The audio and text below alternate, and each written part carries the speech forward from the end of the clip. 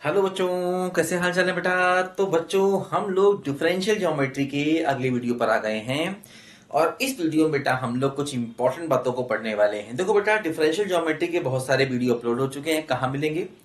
आप मेरे चैनल पर जाइए, वहां पर आपको प्लेलिस्ट का कॉलम दिखाई देगा। उस प्लेलिस्ट में जब आप एंटर करेंगे तो डिफरेंशियल ज्योमेट्री की आपको एक प्लेलिस्ट दिखाई देगी। तो डिफरेंशियल ज्योमेट्री की बेटा प्लेलिस्ट में, है ना, आपको ये सारे के सारे वीडियो जो मैं अपलोड कर रहा हूँ सब दिखाई देंगे। तो बच्चों, और भी बहुत सारी प्लेलिस्ट में अपलोड कर रहा हूँ, वो भी आपको मेरे चैनल पर मिलेगी। उनको भी जाकर आप पढ़ सकते हैं। ठीक है, tensor, topology, group theory, vector space, linear algebra, real analysis, complex analysis. ठीक है, बहुत सारे वीडियो बेटा आपको मिलेंगे। आप पढ़िए और एंजॉय करिए। ठीक है बच्चों, देखिए हम लोग बेटा डिफरेंशियल ज्योमेट्री में मीट्रिक का कॉन्सेप्ट पढ़ रहे थे और उसमें मैंने बताया था आपको कि किस तरीके से हम लोग किसी सरफेस पे कर्व की इक्वेशन पैरामीट्रिक फॉर्म में निकालते हैं। उसमें R1, R2, R11, R22, EFGH ये कुछ क्वांटिटीज होती हैं, फिर एक मीट्रिक होता है, वो डिफाइन करते हैं। देखो बच्चों, आज बेटा हम लोग पढ़ेंगे कि हम दो कर्व के बीच का एंगल कैसे निकालें, पैरामीट्रिक कर्व के बीच का, है ना। तो आज बेटा हम लोग पढ़ने वाले हैं, देखो एक नया कॉन्सेप्ट, बहुत इंपॉर्टेंट कॉन्सेप्ट है। और ये कॉन्सेप्ट है बच्चों कि angle between two parametric curve, parametric curves. ठीक है, ऑन सरफेस। मतलब जब हम किसी सरफेस पर दो पैरामीट्रिक कर्व बनाते हैं तो दो पैरामीट्रिक कर्व के बीच का एंगल हम लोग कैसे निकालेंगे। देखो बच्चों, पुराने वीडियोस बेटा जरूर पढ़ लीजिए। उनको बिना पढ़े फिर अगर आप पढ़ेंगे तो प्रॉब्लम हो सकती है। तो पुराने वीडियोस डिफरेंशियल ज्योमेट्री की प्लेलिस्ट में जाकर बेटा आप जरूर देख लीजिए। ठीक है ना। देखो मैंने क्या बताया था कि इसमें हम लोग पैरामीट्रिक इक्वेशन ऑफ कर्व जो लिखते हैं बेटा, ये हम लोग अपने कर्विलिनियर ट्रांसफॉर्मेशन के टर्म में लिखते हैं। तो मैंने बताया था आपको, मान लो मेरे पास ये कर्व है और मान लीजिए यू कर्व है, ये यू कर्व है या v इक्वल टू कॉन्स्टेंट जिसको हम लोग कह सकते हैं। ठीक है, दूसरा कर्व मान लीजिए मैंने एक v कर्व ले लिया बच्चों, v कर्व, या इसको हम u इक्वल टू कॉन्स्टेंट भी कह सकते हैं। मैंने बताया था आपको कि इस डायरेक्शन में u इंक्रीज करता है, v कांस्टेंट रहता है, इसलिए इसको u कर्व कहते हैं। इस डायरेक्शन में क्या होता है, v इंक्रीज करता है, u कांस्टेंट रहता है, इसलिए इसको हम लोग v कर्व कहते हैं। ये कर्विलिनियर कर्व की इक्वेशन लिखने का मेथड होता है। ये मैंने बेटा आपको काफी बार बताया है इसी टॉपिक के वीडियोस में, है ना। बहुत से वीडियो में मैंने ये बात आपको समझाई है। देखो मैंने बताया था कि R1 जो होता है ना, R1 वो इसकी टेंजेंट के लॉन्ग वेक्टर होता है और R1 होता है del R by del U। R क्या होता है? R होता है U और V के टर्म में कर्व का इक्वेशन, मतलब function of U comma V I cap plus होता है function of U comma V J cap plus होता है function of U comma V K cap. ये होता है R। R क्या होता है? U और V में बेटा ये सरफेस का इक्वेशन होता है। U और V क्या होते हैं? पैरामीटर्स होते हैं। तो जिस सरफेस का इक्वेशन है उसी सरफेस पे बेटा मैंने दो कर्व ले लिए। एक ले लिया मैंने यू कर्व, इस यू कर्व को हम v इक्वल टू कॉन्स्टेंट भी बोलते हैं, v इक्वल टू कॉन्स्टेंट। ठीक है, और इधर होता है अपना v कर्व, इसको हम u इक्वल टू कॉन्स्टेंट भी बोलते हैं, एक ही बात होती है। ठीक है, समझे। तो R1 ये होता है, R1 होता है d del R by del u, और ये क्या होता है? ये होता है u कर्व के लॉन्ग टेंजेंट, है ना, पॉइंट ऑफ इंटरसेक्शन पर। और देखो ये होता है R2। R2 क्या होता है? R2 होता है del R by del V, है ना, V कर्व के अलोंग टेंजेंट। ठीक है ना, ये होता है U कर्व के अलोंग टेंजेंट, ये होता है बच्चों V कर्व के अलोंग टेंजेंट। ठीक है, फिर देखो बेटा मैंने बताया था कि इसमें हम लोग एक टर्म E डिफाइन करते हैं। E होता है R1 डॉट R1, जो कि R1 स्क्वायर भी इसको बोलते हैं। ये सब वेक्टर क्वांटिटीज होती हैं। R1 क्या है? वेक्टर क्वांटिटी, क्योंकि R भी एक वेक्टर है इसलिए R1 भी क्या होगा? एक वेक्टर होगा। ठीक है, फिर मैंने बताया था F होता है R1 डॉट R2, है ना, डॉट प्रोडक्ट मिल जाए क्योंकि बेटा एक वेक्टर क्वांटिटी है ये। और G होता है बच्चों R2 डॉट R2 यानी कि R2 का स्क्वायर, ये अपना बच्चों G होता है। देखो अब जैसे कि मान लीजिए इनके बीच का एंगल ओमेगा है, हमें R1 और R2 के बीच का एंगल चाहिए। जैसे आपने पढ़ा था कि वेक्टर में क्या होता है, जैसे कि अगर हम A डॉट B वेक्टर ले लें तो ये होता है mod A mod B cos theta. Theta क्या है? A और B के बीच का एंगल होता है। ठीक है, वैसे ही बच्चों R1 और R2 ये दो वेक्टर हैं, इन वेक्टर के बीच का एंगल क्या है? ओमेगा। यही इन दो कर्व के बीच का एंगल है। एक कर्व क्या है, u कर्व या v इक्वल टू कॉन्स्टेंट, दूसरा क्या है v कर्व या u इक्वल टू कॉन्स्टेंट भी इसको हम कहेंगे। तो यही बेटा इन दो के बीच का एंगल है, दोनों कर्व के बीच का, जो कि हमने पैरामीट्रिक फॉर्म में दो कर्व लिखे हैं।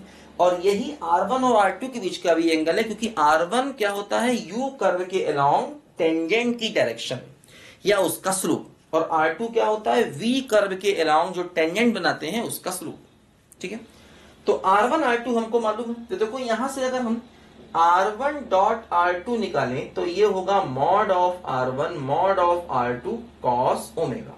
ओमेगा क्या हो गया, उनके बीच का एंगल। तो देखो बच्चों यहां से कॉस ओमेगा क्या हो गया, R1 dot R2 upon mod of R1 mod of R2। देखो जैसे कि समझो अगर हम क्या है, देखो R1 डॉट R2 तो f हो गया, R1 डॉट R2 की वैल्यू क्या हो गई, f हो गई। और बच्चों क्या है, देखो यहां पर जैसे कि अगर मैं E इंटू जी करता हूं तो E इंटू जी का मतलब, अब देखो ये सिंपल मल्टीप्लाई है। जैसे E जो है ना, E क्या है, स्केलर क्वांटिटी, क्योंकि दो वेक्टर का डॉट प्रोडक्ट है ये, है ना। और एफ भी क्या है, स्केलर क्वांटिटी, क्योंकि जब दो वेक्टर का डॉट प्रोडक्ट लेते हैं तो जो क्वांटिटी आती है बेटा हमेशा स्केलर आती है। ये भी स्केलर है, तो ये सब स्केलर है, तो ये सिंपल मल्टीप्लाई है, ध्यान रखना, है ना। ये डॉट प्रोडक्ट नहीं है, सिंपल मल्टीप्लाई है ई और जी के बीच में, क्योंकि डॉट प्रोडक्ट हमेशा दो वेक्टर के बीच में ही लगता है। अच्छा, ई की वैल्यू R1 स्क्वायर, जी की वैल्यू R2 स्क्वायर। तो देखो अगर हम R1 इंटू R2 लें, इसका मतलब वही mod of R1 into R2, है ना, क्योंकि देखो R1 स्क्वायर का मतलब ही हो गया मॉड ऑफ R1 का स्क्वायर, क्योंकि वेक्टर के स्क्वायर का मतलब ही ध्यान रखना, जैसे कि आप कहते हो कि भाई a डॉट a है, तो इसी को हम मॉड a स्क्वायर भी कहते हैं और इसी को सिंपल a स्क्वायर भी कहते हैं, ये बात ध्यान रखना। ठीक है, a का मतलब उसके मैग्नीट्यूड का स्क्वायर, उसके मैग्नीट्यूड का स्क्वायर, एक ही बात है। तो वही चीज यहां पर भी है, जैसे आप R1 स्क्वायर कह रहे हो, इसका मतलब a dot R1 dot R1 यानी कि मॉड ऑफ R1 का स्क्वायर, तो वही चीज यहां पर है। R1 स्क्वायर R2 स्क्वायर का मतलब क्या हो गया, मॉड ऑफ R2 का स्क्वायर। और मॉड ऑफ R1 स्क्वायर का मतलब क्या है, यही R1 डॉट R1, क्योंकि a डॉट a का मतलब यही होता है। इसी को चाहे तो आप मॉड ऑफ R1 का स्क्वायर भी लिख सकते हैं। बातें मैं बहुत बार आपको समझा चुका हूं कि a डॉट a का मतलब मॉड a का स्क्वायर, और इसी को हम सिंपल a स्क्वायर भी कहते हैं, है ना। अच्छा, इसी को देखो आप यहां पर मॉड ऑफ R2 का स्क्वायर भी कह सकते हैं। तो देखो यहां पर ये हुआ, इसका मतलब जैसे कि हमें यहां पर इन दोनों को मल्टीप्लाई करना है, तो अगर हम इन दोनों को मल्टीप्लाई करते हैं तो इसका मतलब देखो यहां पर ये हुआ कि आप इन दोनों को मल्टीप्लाई कर रहे हैं, और इसका मतलब क्या हो गया E, और इसका मतलब क्या हो गया G, तो ये E इंटू जी, देखो ये वैल्यू आ गई, है ना। तो R1 स्क्वायर का मतलब R1 के मॉड का स्क्वायर, मतलब वही अपना E। R2 स्क्वायर का मतलब मॉड ऑफ R2 स्क्वायर मतलब G। अब देखो अगर हमें R1 R2 चाहिए तो इसका अंडर रूट लेना पड़ेगा E इंटू जी। तो देखो R1 R2 का मतलब वही mod of R1 mod of R2, बात देखिए R1 R2 लिखो या mod of R1 mod of R2 लिखो, बात बराबर है, ध्यान रखना, है ना। क्योंकि मॉड का मतलब ही उसकी लेंथ, जैसे खाली आप a लिख रहे हो ना, तो खाली a लिखने का मतलब वेक्टर का मॉडुलस, जैसे आप खाली R1 लिख रहे हो, इसका मतलब मॉड ऑफ R1। ठीक है, ये बात ध्यान रखना। और ऊपर क्या है, वेक्टर R1 है, ये खाली R1 नहीं, ये वेक्टर R1 R2 है, और ये क्या है, खाली R1 R2, है ना। जैसे आपने R1 R2 लिखा, तो अब यहां पर R1 R2 वेक्टर नहीं है बल्कि उसका मैग्नीट्यूड्स है, और जब यहां पर आपने R1 डॉट R2 लिखा तो ये R1 वेक्टर R2 वेक्टर है, ध्यान रखना, है ना। जैसे यहां पर आप डॉट प्रोडक्ट लगा रहे हो, इसका मतलब ये वेक्टर है, और यहां पर खाली R1 R2 लिख रहे हो, इसका मतलब वो R1 का मॉडुलस है। R1 का मतलब R1 का मॉडुलस, है ना। जैसे क्या होता है, मॉड ऑफ वेक्टर A को अक्सर हम A कहते हैं, मॉड ऑफ वेक्टर B को अक्सर हम B कहते हैं। जैसे कि मान लो अगर मैं A डॉट B निकालूं तो A डॉट B को हम ऐसे भी लिख सकते हैं कि A into B into cos theta, वही चीज यहां पर है कि ये खाली R1 R2 का मतलब, है ना, इसको आप mod of A1 mod of B भी लिख सकते हैं, जैसे यहां पर आपने लिखा, और खाली R1 R2 भी लिख सकते हैं। इसकी जगह चाहे तो आप खाली R1 R2 भी लिख सकते हैं। अब जब खाली R1 R2 लिखेंगे इसका मतलब वो मॉडुलस है, मॉडुलस का मतलब वो स्केलर है, स्केलर है तो उनके बीच में कोई सिंबल नहीं आएगा क्योंकि वो स्केलर का प्रोडक्ट है। या अगर इनके बीच में आपने डॉट लगाया भी तो वो एक्चुअली डॉट प्रोडक्ट नहीं है, क्योंकि दो स्केलर, जैसे आप लिखो अगर 2 इंटू 3, तो वो दो स्केलर चीजें हैं, उनके बीच में डॉट का मतलब सिंपल मल्टीप्लाई है, वो डॉट प्रोडक्ट वाला डॉट नहीं समझना है यहाँ पर, है ना। तो वही चीज यहाँ पर भी है। तो ये सारी बातें बहुत ध्यान से हमको रखनी है, लिखनी है, इनमें कंफ्यूजन नहीं होना चाहिए। ऊपर जो डॉट प्रोडक्ट है वो तो वेक्टर का डॉट प्रोडक्ट है, और नीचे अगर डॉट लगा भी दें हम गलती से, तो इसका मतलब वो ये नहीं कि वो डॉट प्रोडक्ट है, वो सिंपल मल्टीप्लाई है, जिसको R1 इंटू R2 कह लो, या उसकी जगह आप mod of R1 mod of R2 कह लो, बात बराबर है। जैसे यहाँ पर R1 R2 को आप mod of R1 mod of R2 भी लिख सकते हो, इसका मतलब हो गया अंडर रूट EG। तो ये सब बातें दिमाग में क्लियर होनी चाहिए। मैंने बताया आपको कि अक्सर हम मॉड ऑफ वेक्टर ए को ए लिखते हैं, मॉड ऑफ वेक्टर बी को बी लिखते हैं, बस समझो ध्यान से, ठीक है। तो जब हम R1 square into R2 square कर रहे हैं, इसका मतलब मॉड का स्क्वायर, तो देखो वही चीज है, E हो गया। R2 स्क्वायर का मतलब मॉड का स्क्वायर, तो G हो गया। और खाली R1 R2 निकालना, इसका अंडर रूट ले लिया। तो देखो यहां से ये हमें दो वेक्टर, दो कर्व, जिसमें एक U कर्व है एक V कर्व है, उनके बीच के एंगल को निकालने का एक फार्मूला देखो यहां से हमको मिल गया, है ना। दो पैरामीट्रिक कर्व, है ना, जो कि हमने सरफेस पे लिखे हैं कर्विलीनियर की फॉर्म में, इनको हम बोलते हैं, ठीक है, कर्विलीनियर equation of curve on surface. ये मैंने आपको पिछले वीडियोस में बहुत डिटेल से बातें समझाई भी थी। अच्छा, फिर देखो यहीं से एक बात आप जरा ये समझो, एक फार्मूला तो अपने को ये मालूम चल गया, ठीक है, कोई टेंशन नहीं, ये फार्मूला मालूम है हम लोगों को। अच्छा, अब देखो एक छोटा सा कॉन्सेप्ट यहां पर और भी समझ लो। इससे क्या होगा, आप F निकालोगे, G निकालोगे, E निकालोगे, और आपको दो पैरामीट्रिक कर्व के बीच का एंगल मिल जाएगा। EFG को निकालने का तरीका मैंने आपको समझाया भी था पिछले वीडियोस में, है ना। तो इसको एक फार्मूले की तरह अगर आप याद रखें तो अच्छा है, और भूल जाएं तो बिल्कुल ऐसे अपने बेसिक पे जाके करना पड़ेगा, जैसे हम डॉट प्रोडक्ट को करते थे, ठीक है। देखो जैसे आप याद करो कि क्रॉस प्रोडक्ट में क्या होता था, है ना, आप याद करो क्रॉस प्रोडक्ट, देखो मैंने बताया था आपको पहले भी, ये बातें सब बार बार मैं समझा देता हूं, क्योंकि बेसिक बेटा याद दिमाग में चलना चाहिए। देखो मैंने बताया था आपको कि जब हम लोग mod of A cross B लेते हैं, तो ये होता है mod A mod B sine theta. ये बात मैंने आपको पहले भी समझाई थी कि इसमें एन कैप का मॉडुलस 1 हो जाता है। वैसे ए क्रॉस बी में क्या होता है, mod A mod B sine theta N cap, लेकिन जब आप पूरे का मॉड ले लेते हो ना, तो एन कैप चूंकि यूनिट वेक्टर होता है, उसका मैग्नीट्यूड 1 हो जाता है, इसलिए वो नहीं लिखते हैं, बस समझे। देखो अब यहां पर अगर आप यही चीज R1 क्रॉस R2 में देखेंगे, तो R1 R2 क्या हो गया, mod of R1 mod of R2, इनके बीच का एंगल ओमेगा है, तो साइन ओमेगा हो गया। तो साइन ओमेगा की वैल्यू क्या हो गई, mod of R1 cross R2 upon mod of R1 mod of R2। तो देखो यहां से हो गया साइन ओमेगा, देखो ये वैल्यू क्या हो गई, h हो गई, और ये इसकी वैल्यू क्या निकाली हम लोगों ने, ये निकाली under root EG, under root EG। तो देखो ये आ गया साइन ओमेगा, मतलब इनके बीच के एंगल को निकालने का एक और फार्मूला। इससे भी आप निकाल सकते हो, इससे भी एंगल निकाल सकते हो, इससे भी आप एंगल को निकाल सकते हो। और हाँ, अगर साइन को कॉस से डिवाइड करते हैं तो देखो यहां से टेन ओमेगा मिल जाएगा। क्या हो गया बोलो, sine omega divide by cos omega, sine omega by cos omega, इसको इससे डिवाइड करोगे तो क्या मिलेगा, तो ये मिलेगा बोलो H/F मिलेगा यहां से, है ना। तो ऐसे करके देखो यहां पर हम सारी चीजों को लगा सकते हैं। और फिर वही चीज है क्या, कि अगर मान लीजिए R1 R2 परपेंडिकुलर हुए, अगर मैं ओमेगा को 90 कर दूं तो cos 90 क्या हो जाएगा, 0। cos 90 0, तो यहां से f की वैल्यू भी क्या हो जाएगी, 0। तो मतलब वही है कि f 0, या कह दो R1 डॉट R2 0, एक ही बात है, क्योंकि दोनों के बीच का एंगल अगर 90 है तो उनका डॉट प्रोडक्ट हमेशा क्या होता है, 0 होता है, ठीक है।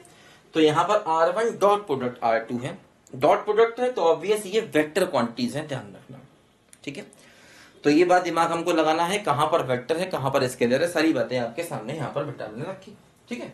तो इससे हमें दो पैरामीट्रिक कर्व के बीच का बच्चों हमेशा एंगल मिल जाएगा, ठीक है। देखो जैसे मैं आपको इसका एक अच्छा क्वेश्चन अभी कराता हूं यहां पर, जिससे कि एक क्वेश्चन तो मैं आपको पहले भी करा चुका था, इनके बीच के एंगल को इनके EFG को निकालने का तरीका मैंने बताया था, ठीक है ना। तो इनके बीच का एंगल भी आप निकाल सकते हो। देखो जैसे कि मैं आपको एक क्वेश्चन कराता हूं, अच्छा, जिससे आप इनके बीच का एंगल निकालना सीख जाएंगे।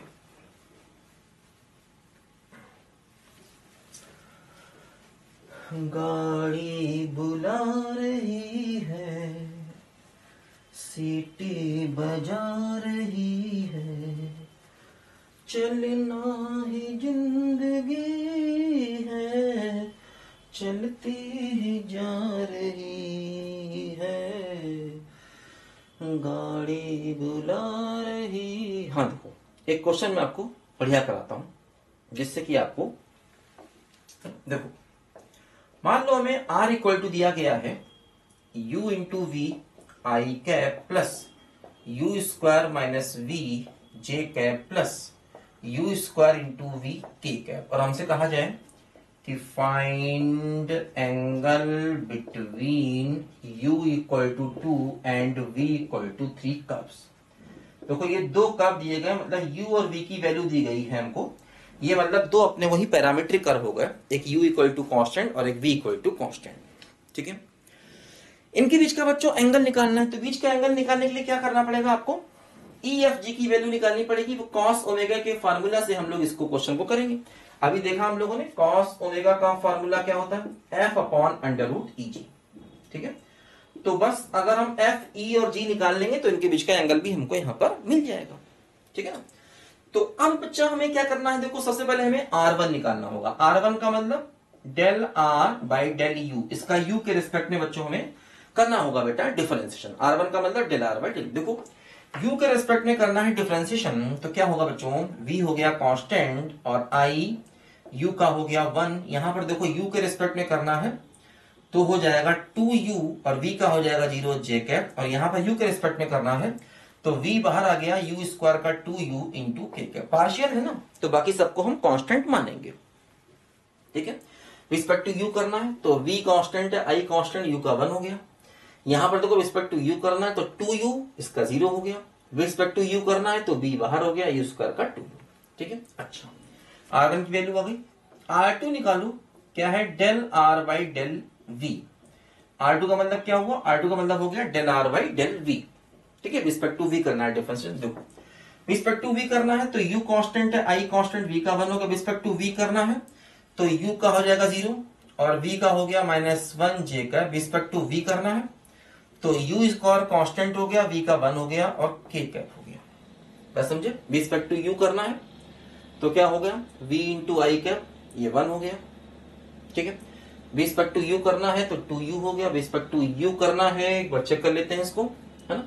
रिस्पेक्ट टू V करना है तो U I cap constant, respect to V करना है, रिस्पेक्ट टू V करना है। हाँ ठीक है, देखो अब निकालो वैल्यू, है ना। देखो क्या हुआ कि E क्या होता है, E होता है बच्चों R1 डॉट R1, R1 का R1 से डॉट ले लो तो क्या हो जाएगा V स्क्वायर प्लस ये हो जाएगा 4U स्क्वायर, समझे ना, V का मल्टीप्लाई V से, क्योंकि R1 का R1 से ही डॉट लेना है, 2U का 2U से, और ये क्या हो जाएगा बोलो 4U स्क्वायर V स्क्वायर। ठीक है, अच्छा फिर क्या निकालना है, F निकालना है। F होता है R1 डॉट R2, R1 का डॉट प्रोडक्ट लेना है बच्चों हमें R2 से, तो इसका इससे डॉट प्रोडक्ट लो तो V इंटू U। ठीक है, फिर देखो दिस इंटू दिस तो माइनस का 2U, फिर दिस इंटू दिस तो हो जाएगा प्लस का 2U क्यूब और V। ठीक है, अच्छा फिर निकालना है G क्या होगा, R2 डॉट R2 होगा, R2 का R2 से डॉट प्रोडक्ट क्या होगा, U स्क्वायर हो जाएगा, -1 इंटू -1 प्लस 1 हो जाएगा, और ये हो जाएगा U की पावर 4।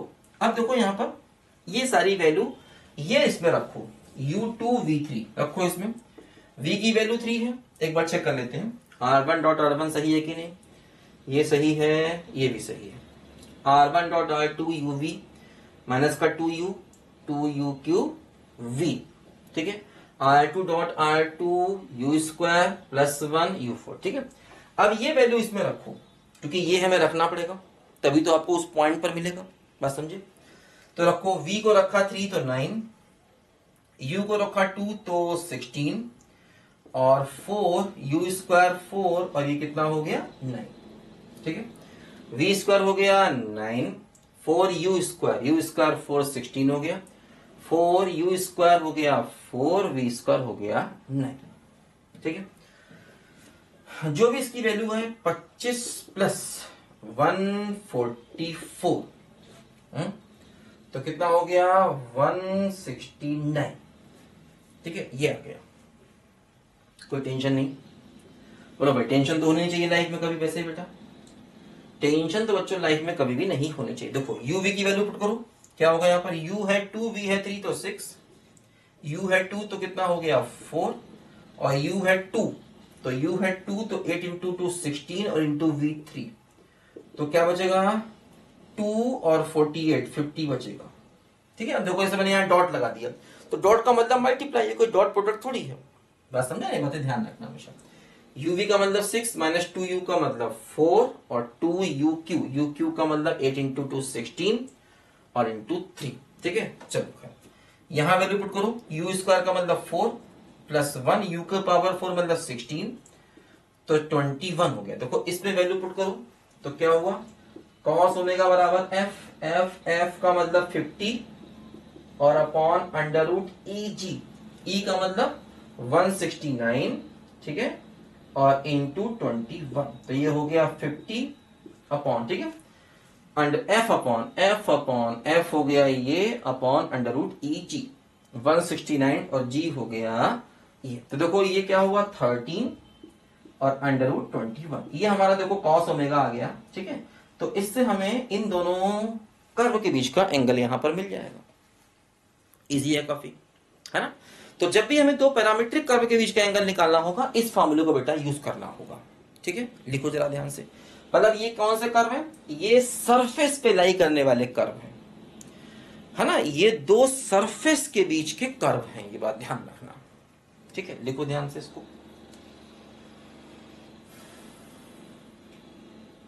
अच्छा, ये हुआ angle between two parametric curve हुआ। ठीक है बच्चों, तो चलो बेटा इस वीडियो में इतना ही रखते हैं। यहां पर हमने एक कॉन्सेप्ट सीखा, अब अगला कॉन्सेप्ट हम लोग अगले वीडियो में सीखेंगे। अगला कॉन्सेप्ट क्या है, अगला कॉन्सेप्ट बेटा है कि हम सरफेस एरिया को कैसे निकालें, ये हमारा अगला कॉन्सेप्ट है। तो यहां पर हमने सरफेस के ऊपर ड्रॉ किए गए दो पैरामीट्रिक कर्व के बीच के एंगल को निकालना सीखा है।